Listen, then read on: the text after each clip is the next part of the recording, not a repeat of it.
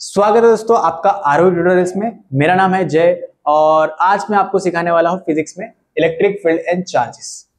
यार जब हम जेई और नीट की बात करते हैं तो जेई और नीट की प्रिपरेशन करते वक्त कुछ चैप्टर्स ऐसे होते हैं जो बहुत ही इंपॉर्टेंट रोल प्ले करते हैं। तो उसमें से एक जो चैप्टर है वो इलेक्ट्रिक फील्ड एंड चार्जेस है। इलेक्ट्रिक फील्ड एंड चार्जेस के बाद जो आने वाले चैप्टर्स है इलेक्ट्रोस्टैटिक्स एंड मैग्नेटिज्म्स, इस चैप्टर के बिना समझना पॉसिबल नहीं है। ठीक है, आज के लेक्चर्स में जो भी हम जैसे कि ये बेसिकली ये जो पॉइंट्स है हम आज कवर करने वाले हैं। जितना भी पॉइंट्स कवर हो जाएगा इस लेक्चर्स के जो रिकॉर्डेड नोट्स है और जो प्रिंटेड नोट्स है वो आपको डिस्क्रिप्शन में प्रोवाइड किया जाएगा। ठीक है, हमारा टेलीग्राम चैनल भी है तो उसमें भी आप ज्वाइन हो सकते हो। तो बिना टाइम वेस्ट किए हम शुरू करते हैं इलेक्ट्रिक फील्ड एंड चार्जेस के बारे में। इलेक्ट्रिक फील्ड तो हम जानेंगे क्या होता है, बट साथ साथ हमको समझना पड़ेगा कि चार्जेस क्या होते हैं। सबसे इंपॉर्टेंट है कि चार्ज क्या होता है। देखो यार, दो तरीके के चार्ज होते हैं। एक तो होता है पॉजिटिव चार्ज, एक होता है नेगेटिव चार्ज। अगर आप 10वीं पास हो तो आपको पता होगा कि पॉजिटिव चार्ज जो होते हैं वो उसको बोलते हैं हम लोग प्रोटॉन, और जो नेगेटिव चार्ज होते हैं उसको हम लोग बोलते हैं इलेक्ट्रॉन, है ना। तो दो तरह के चार्ज क्या है, एक तो होता है प्रोटॉन, एक तो होता है इलेक्ट्रॉन। अच्छा, ये बात हो गई। बट ये एक नई चीज आपको सिखाई जा रही है कि जितने भी टाइप्स के चार्ज, जितने भी चार्जेस है इस दुनिया में, जितने भी चार्जेस है सबके पास कुछ ना कुछ मास होगा ही। जैसे अगर ये कोई एक प्रोटॉन है, या फिर मैं बोलूं कि इस बोर्ड में जितने भी चार्जेस है इलेक्ट्रॉन प्रोटॉन, सबके कुछ ना कुछ मासेस रहेंगे, है कि नहीं। तो ये बात आप समझ लो कि जितने भी चार्जेस है इस दुनिया में कि सबके पास कुछ ना कुछ मास रहेंगे। ओके, तो इससे हम क्या समझ में आता है कि जो चार्जेस हैं वो चार्जेस आर एसोसिएटेड टू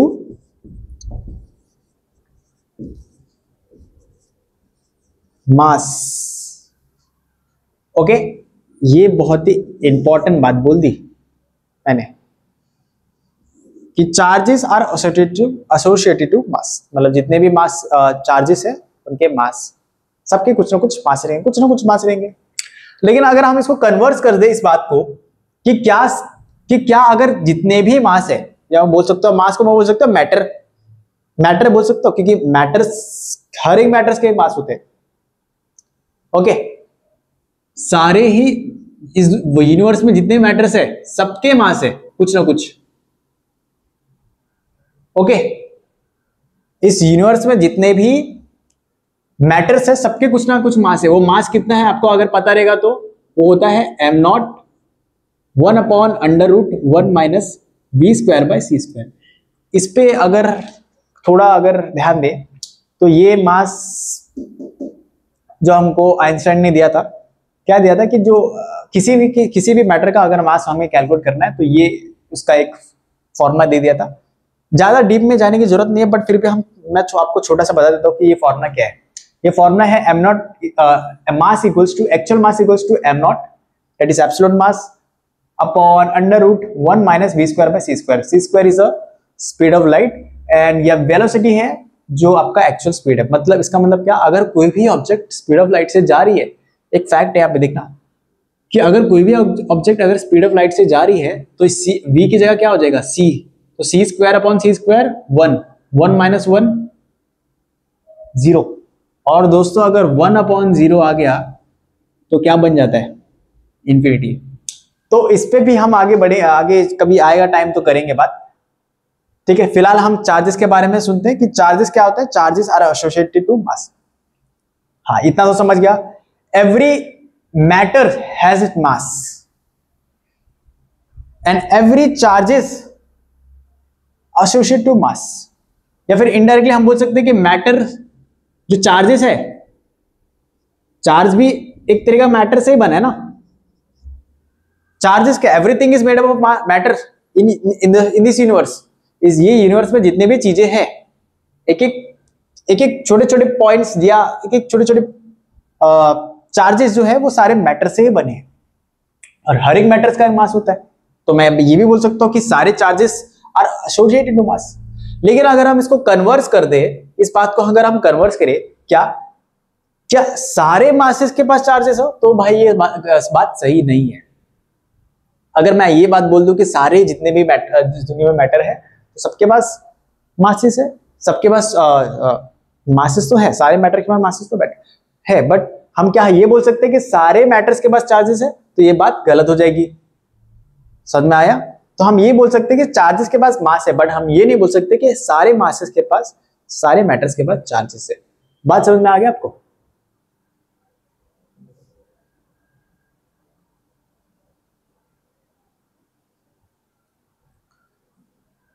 यहां पे एक और चीज जो हम समझ सकते हैं ये है कि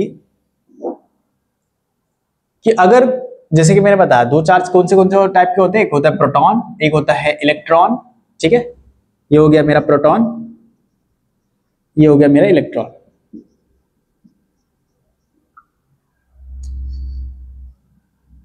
अगर दो प्रोटॉन, बचपन में सीखा है हमने, अगर दो प्रोटॉन अगर सामने सामने आ गए, या फिर दो इलेक्ट्रॉन,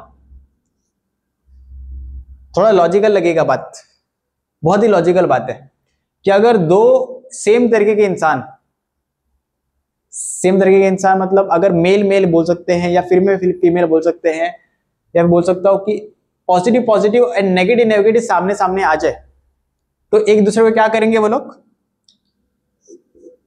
रिपेल करेंगे। क्या करेंगे वो लोग? रिपेल करेंगे। क्यों? क्योंकि ये क्या है? ये है same charges, and same charges always repel each other. ये पॉइंट्स आप दिमाग में भर लो। ओके, और इसके कॉन्ट्रडिक्शन में हम क्या बोल सकते हैं कि अगर अपोजिट चार्जेस हो, ये भाई समझ में ये बात तो एकदम क्लियरली समझ में आता है कि अगर मेल फीमेल हो तो वो इजीली एक दूसरे को क्या करेंगे? अट्रैक्ट करेंगे। क्या करेंगे? अट्रैक्ट की स्पेलिंग राइट है क्या? बताना जरा मुझे कमेंट में, अट्रैक्ट की स्पेलिंग राइट? पता नहीं, मुझे शायद गलत लिखाऊंगा। ओके, तो सेम चार्जेस जो होते हैं वो क्या करते हैं? अपने एक दूसरे को अट्रैक्ट करते हैं, और अपोजिट चार्जेस एक दूसरे को रिपेल करते हैं। तो ये दो पॉइंट आप समझ लो। ठीक है, नोट कर लो।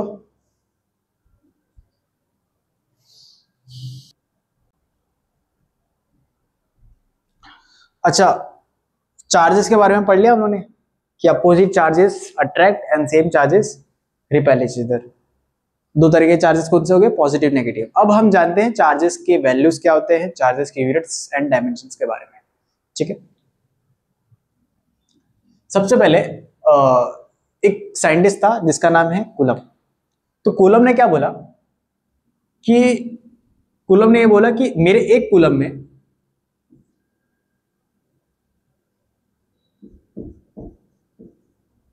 मेरे एक कूलम में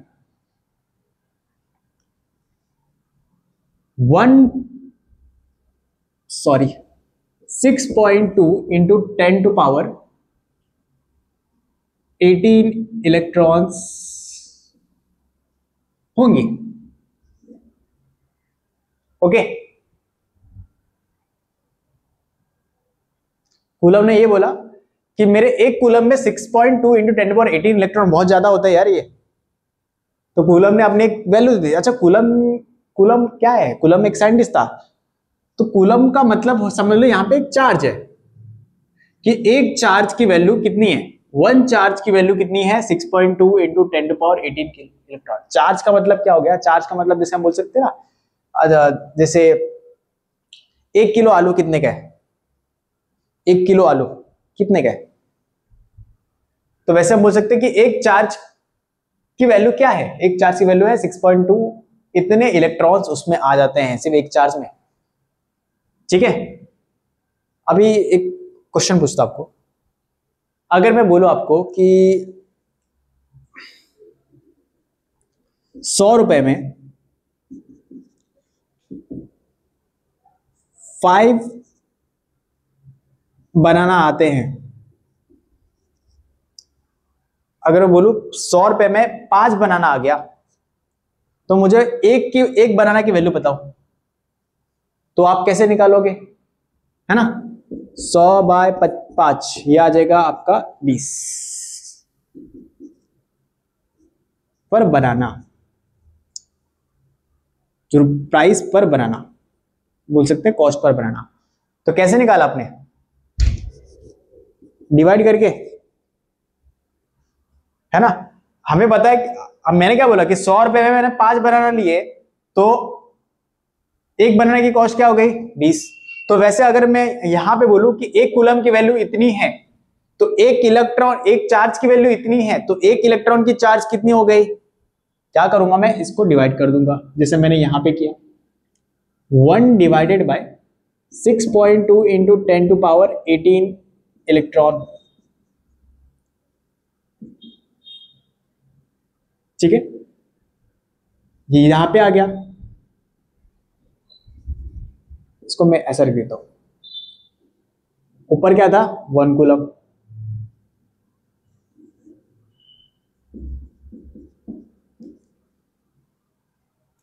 तो यहां पे एक इलेक्ट्रॉन की वैल्यू कितनी आ गई, 1 डिवाइडेड बाय 6.18। अगर यहां पे थोड़ा गणित लगाए, 1/6.2 इंटू 10⁻18 करे, तो ये आता है 1.6 इंटू 10⁻−19 कूलम।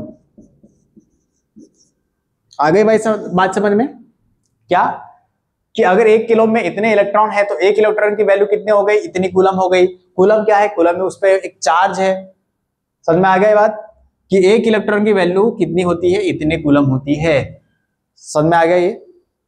तो 2 इलेक्ट्रॉन में कितनी रहेगी, 3.2, इसके इंटीग्रल मल्टीपल्स है कि नहीं।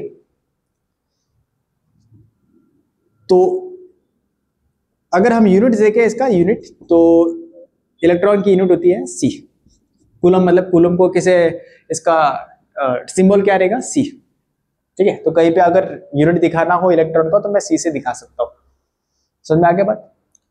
अब हम आगे बढ़ते हैं और इस पे आते हैं डायमेंशन पे, कि डायमेंशन कैसे निकाल सकते हैं हम किसी भी इलेक्ट्रॉनिक चार्ज का।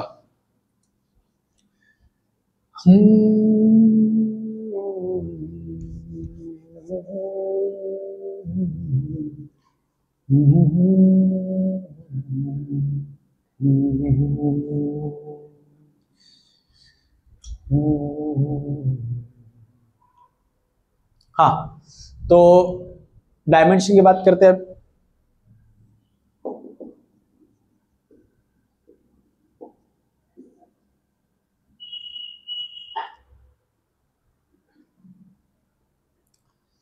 डायमेंशन पे जाने से पहले एक छोटा सा कॉन्सेप्ट है, आपको यहां पे मैं बताना चाहूंगा।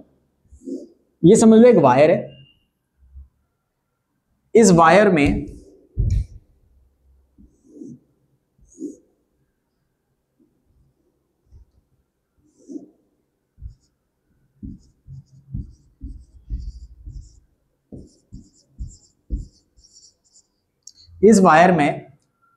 इलेक्ट्रॉन मूवर है, ठीक है, इस वायर में इलेक्ट्रॉन मूवर है। तो अगर मैं आपको पूछूं कि इस वायर की करंट क्या है, करंट क्या होता है, किसी भी चीज का करंट कैसे निकालते हैं हम लोग, करंट का फॉर्मूला क्या है, करंट कैसे मेजर करते हैं हम लोग, करंट ऐसे मेजर करते हैं, दिखना जरा, कि इतने से फ्रैक्शन पे अगर इसको मैं, मतलब इस पे अगर मैं नजर डालूं, और इतने से फ्रैक्शन में मैं अगर पूछूं कि कितने इलेक्ट्रॉन पास हो रहे हैं, इलेक्ट्रॉन पास हो रहे हैं पर second, number of charge moving पर इलेक्ट्रॉन को ही मैं क्या बोलता हूं, करंट। समझ में आया, इतने से पार्ट में अगर इलेक्ट्रॉन पास हो रहा है पर यूनिट सेकेंड, कितने इलेक्ट्रॉन पास हो रहे हैं, उसको बोलते हैं करंट। तो यहां से मेरा फॉर्मूला क्या आ जाएगा करंट का, it is current equals to charge upon में टाइम। क्या आ जाएगा करंट मेरा, करंट आ जाएगा मेरा चार्ज अपॉन में time, number of charge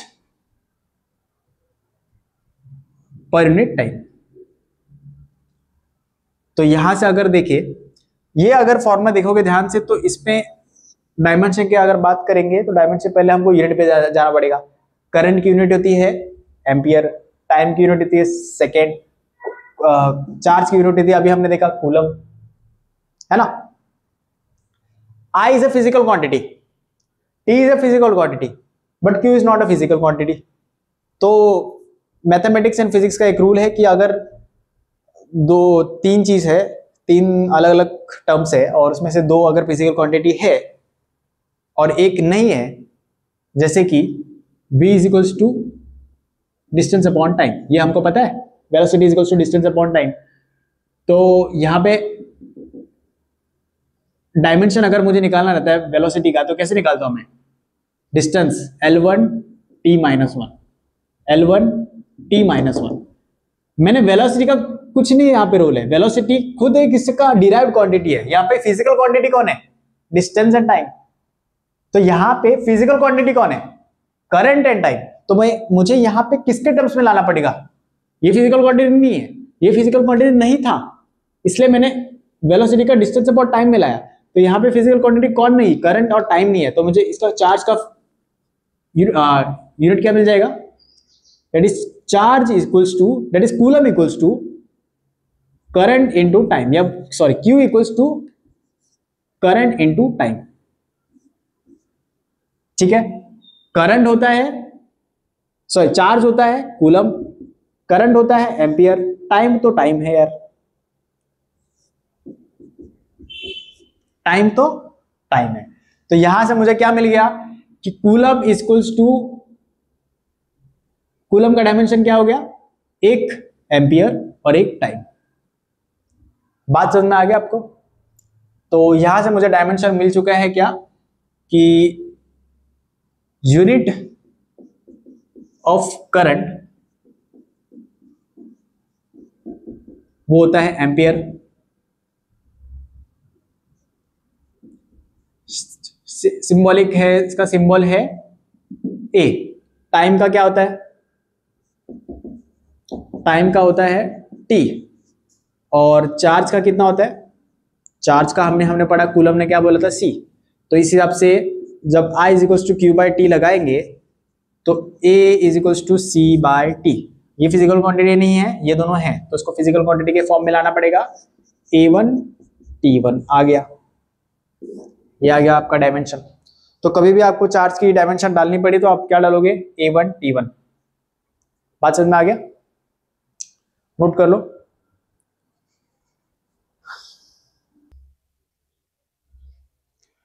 next point है हमारा प्रॉपर्टीज ऑफ चार्जेस, कि चार्जेस के क्या क्या प्रॉपर्टीज है। ये जो 5 प्रॉपर्टीज है बहुत ये इंपॉर्टेंट प्रॉपर्टीज है चार्जेस के। जैसे कि पहला प्रॉपर्टी क्या बोल रहे हैं, चार्ज इज स्केलर क्वांटिटी। अच्छा, स्केलर का मतलब क्या हो गया, जिसके पास सिर्फ मैग्नीट्यूड है और इसके पास डायरेक्शंस ना हो। इसका मतलब क्या कि कहीं पे भी अगर कोई चार्ज है तो मैं इसकी सिर्फ डेटा में सिर्फ इसका मैं सिर्फ मैग्नीट्यूड बता सकता हूं, बाकी ये किधर जाने वाला है, किधर है, रेस्ट पे है, मोशन पे है, वो नहीं बता सकता मैं। तो चार्ज की सिर्फ, चार्ज क्या है, स्केलर क्वांटिटी है। दूसरा, चार्ज आर ट्रांसफरेबल। ओके, ये इंपॉर्टेंट पॉइंट है। जब देखो, जब दो ऑब्जेक्ट ना, ट्रांसफरेबल का मतलब क्या है कि कोई अगर एक अनचार्ज बॉडी है और एक चार्ज बॉडी है, एक अनचार्ज बॉडी और एक चार्ज बॉडी जब एक दूसरे के कांटेक्ट में आते हैं, when two bodies, one of them is charged and one of them is uncharged, and when they both come in contact, तो ये चार्ज वाला हो गया, ये अनचार्ज वाला हो गया, ये चार्ज, ये अनचार्ज। तो जब ये बॉडी एक दूसरे के कांटेक्ट में आएंगे तो क्या होने वाला है कि चार्ज से अनचार्ज में ये जो चार्ज है फ्लो करने लगेंगे। मतलब थोड़ी देर बाद ये अनचार्ज भी चार्ज हो जाएगा, है कि नहीं?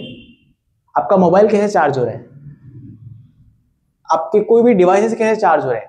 क्योंकि अनचार्ज ऑब्जेक्ट में, जब हम अनचार्ज ऑब्जेक्ट एक चार्ज ऑब्जेक्ट से कांटेक्ट में लाते हैं तो वो भी चार्ज हो जाता है। ठीक है, इस पॉइंट को हम और भी डिटेल में समझेंगे जब उसके प्रॉपर्टीज और पढ़ने वाले तब। ओके, नेक्स्ट पॉइंट है चार्जर कंजर्व। ओके, बहुत ही फेमस पॉइंट है चार्जर कंजर्व। जैसे matters are conserved, mass are conserved, energy is conserve, तो उसकी तरह ही चार्ज आर कंजर्व्ड। कंजर्व्ड का मतलब क्या है कि वो एक लिमिटेड है ना? तो मतलब इस दुनिया में जितने भी चार्जेस है या फिर जितने भी मैटर्स है तो वो कंजर्व्ड है, वो और बनाया नहीं जा सकता या फिर वो कहीं से और लाया नहीं जा सकता। ठीक है, और उसको खत्म भी नहीं कर सकते। ये बात है कि charges can't be created, can't be destroyed.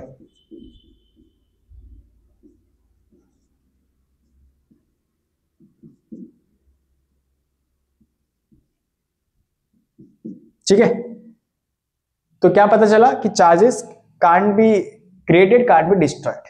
ठीक है, कंजर्व का मतलब ये हो गया।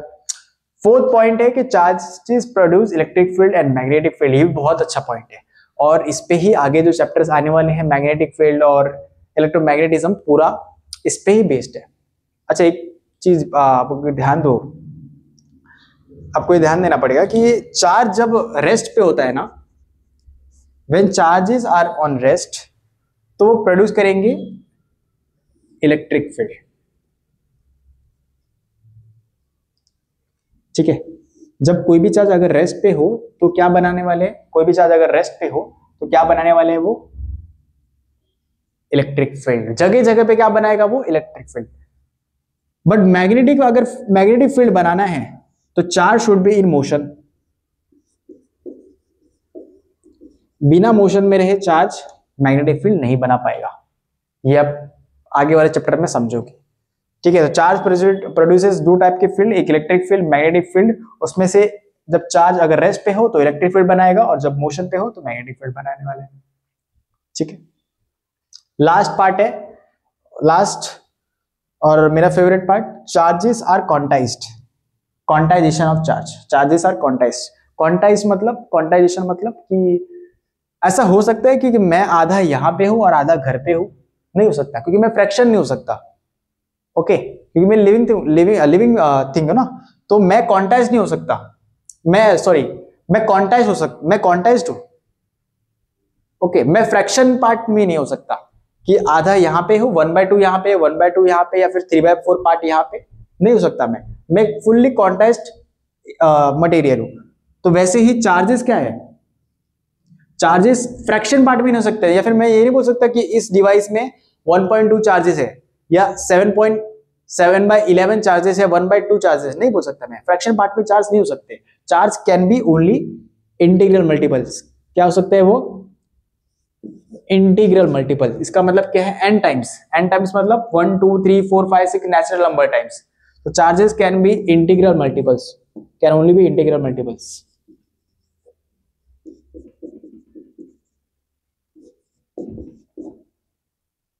ठीक है, क्वांटाइजेशन का मतलब समझ में आ गया? तो ये पॉइंट्स नोट्स कर लो एक बार।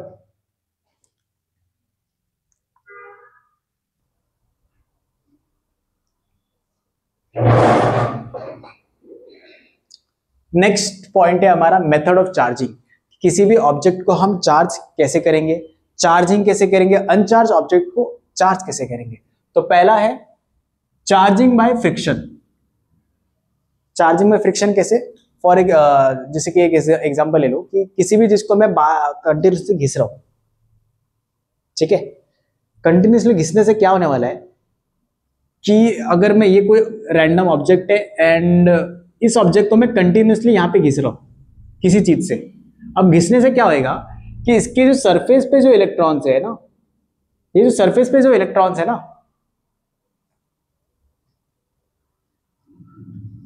घिसने से क्या होने वाला है कि सरफेस के जो इलेक्ट्रॉन्स है वो धीरे धीरे बाहर निकलने की कोशिश करेंगे, है कि नहीं? कोई भी ऑब्जेक्ट हो, जितने नंबर ऑफ पॉजिटिव चार्ज रहेंगे उतने नंबर ऑफ इलेक्ट्रॉन्स होने वाले, जितने नंबर ऑफ प्रोटॉन्स होंगे उतने नंबर ऑफ इलेक्ट्रॉन होंगे। क्यों? क्योंकि वो अनचार्ज है। अनचार्ज का मतलब ही यही होता है ना कि जितने नंबर ऑफ प्रोटॉन हो उतने ही नंबर ऑफ इलेक्ट्रॉन है, उसको क्या बोलेंगे हम लोग? अनचार्ज है। लेकिन जैसे ही इस ऑब्जेक्ट को अगर मैं घिसना चाहूंगा, या इस ऑब्जेक्ट को अगर मैं घिसना चाहूंगा, इस बॉल है, ये रबर बॉल को मैं अगर घिसना चाहूंगा, तो इसके जो सरफेस के जो इलेक्ट्रॉन्स है वो धीरे धीरे बाहर निकलने की कोशिश करेंगे। अब कुछ टाइम बाद जैसे जैसे घिसूंगा मैं, इसके इलेक्ट्रॉन्स बाहर निकल रहे, तो अब धीरे धीरे क्या हो गया, ये इलेक्ट्रॉन्स बाहर निकल रहे, मतलब ये यहाँ पे मेजोरिटी किसकी आ गई? मेजोरिटी हो गई यहाँ पे प्रोटॉन्स की। मेजोरिटी हो गई प्रोटॉन्स की, मतलब ये क्या हो गया? चार्ज हो गया, चार्ज बाय पॉजिटिव चार्ज। समझ में आया? Charging by friction. फ्रिक्शन कैसे? जब मैं किसी चीज को घिसूंगा तो उसके अंदर से इलेक्ट्रॉन्स निकलने वाले। समझ में आया? नेक्स्ट है बाय इंडक्शन। इंडक्शन से कैसे करेंगे? इंडक्शन मतलब इंड्यूस कराना। इंड्यूस कराना कैसे? कि अगर इंड्यूस कैसे कराऊंगा मैं? एक अनचार्ज ऑब्जेक्ट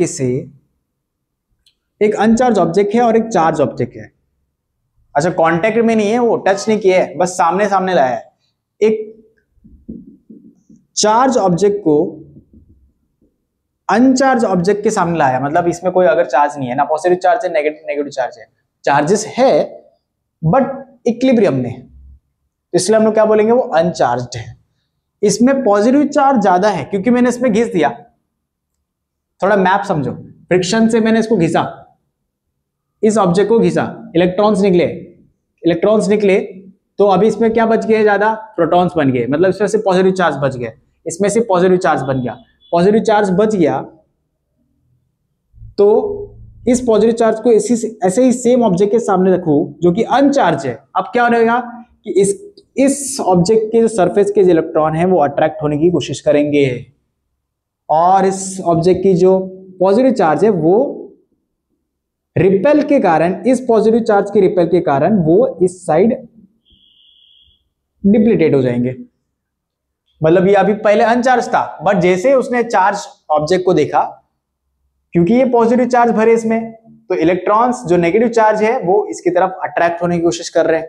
समझ में आ रहा है? और जो प्रोटॉन्स है वो शिफ्ट हो जा रहे हैं, तो इसको बोलते हैं हम लोग चार्जिंग बाय इंडक्शन। लास्ट कौन सा है? Charging by conduction. कंडक्शन मतलब कंडक्शन में बस हम क्या करेंगे? वही सेम, एक अनचार्ज को चार्ज के साथ कांटेक्ट में लाएंगे, बस इतनी सी बात हो गई। एक अनचार्ज को चार्ज के साथ कांटेक्ट में लाएंगे। ये था चार्ज, ये था अनचार्ज। सेम, अगर मैं ये नेगेटिव चार्ज इसमें भरे और उसको मैं एक अनचार्ज ऑब्जेक्ट से कांटेक्ट में लाऊं, तो क्या हो जाएगा कि बराबर परसेंटेज में इसके इलेक्ट्रॉन इसमें पास हो जाएंगे। मतलब अगर इसमें 8 इलेक्ट्रॉन थे एक्स्ट्रा, मतलब ये नेगेटिवली चार्ज था, इसमें 4 इलेक्ट्रॉन ज्यादा थे, सॉरी 8 इलेक्ट्रॉन ज्यादा थे। अगर इसमें 8 इलेक्ट्रॉन ज्यादा थे, अगर मैं आपको दिखा दूं, ये अनचार्ज है, मतलब इस पर कोई पॉजिटिव चार्ज नहीं है ना नेगेटिव चार्ज है, ये चार्ज है नेगेटिवली। कितने चार्ज है इसमें एक्स्ट्रा इलेक्ट्रॉन्स के? 8 चार्ज है। जैसे मैंने इसको कांटेक्ट में लाया, क्या हो जाएगा? बचे हुए 4 चार्ज इसमें चले जाएंगे। तो कैसे दिखेगा वो? 1 2, अभी एक ऑब्जेक्ट बन चुकी है, अब चार्ज के लिए ये एक ऑब्जेक्ट बन चुकी है, तो इक्वली डिस्ट्रीब्यूट हो जाएंगे। अच्छा अभी देखना, अब मैं एक और अलग अलग अनचार्ज ऑब्जेक्ट को, 2 अलग अलग अनचार्ज ऑब्जेक्ट को सामने लेके आता हूं, मतलब इनके कांटेक्ट में लेके आता हूं। ठीक है, अब 2 अलग अलग अनचार्ज को इन दोनों चार्ज ऑब्जेक्ट के कांटेक्ट में लेके आया, कंडक्शन करा रहा हूं। मतलब क्या हो जाएगा, ये जो चार कितने चार्ज बच गए, ये जो चार चार्जेस है, दो इसमें चले जाएंगे और इसके दो इस पे चले जाएंगे। तो कैसे दिखेगा अब ये, एक दो एक दो एक दो एक दो, क्योंकि ये सब क्या है, कांटेक्ट में है। अब ये इक्वली डिस्ट्रीब्यूट हो चुकी है वॉल्यूम के थ्रू। समझ में आ गया कंडक्शन, इंडक्शन और फ्रिक्शन। पहले मैंने घिसा तो इलेक्ट्रॉन निकले, तो ये पॉजिटिव चार्ज बच गया, पॉजिटिव चार्ज बच गया इसके अंदर, मतलब मेजॉरिटी किसी चार्ज हो गई पॉजिटिव की। अब किसी अनदर ऑब्जेक्ट को जो कि अनचार्ज थी सामने लाया तो वो इंड्यूस हो गई। और लेकिन अगर मैं साथ में लेके आता, कांटेक्ट कराता, तो चार्ज की शिफ्टिंग होती, ट्रांसफर होती है कि नहीं। प्रॉपर्टीज ऑफ चार्ज क्या, जब कांटेक्ट में आते हैं ऑब्जेक्ट अनचार्ज और चार्ज ऑब्जेक्ट, तो यहां पे इलेक्ट्रॉन्स की ट्रांसफरेशन होती है। बात समझ में आ गई, ये पॉइंट्स मेथड ऑफ चार्जिंग की।